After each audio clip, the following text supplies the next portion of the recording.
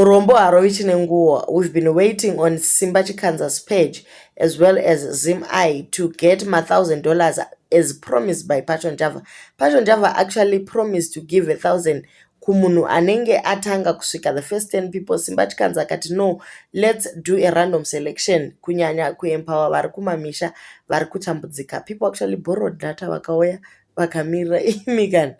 Passion Java actually ghosted Simba Zima phone yake. Oh, actually it was ringing, but he never answered. He's apparently in Dubai.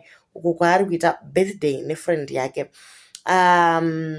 People actually called him a gold runner. Ari kurana ma errands emkuru. So he's actually busy. We are still waiting.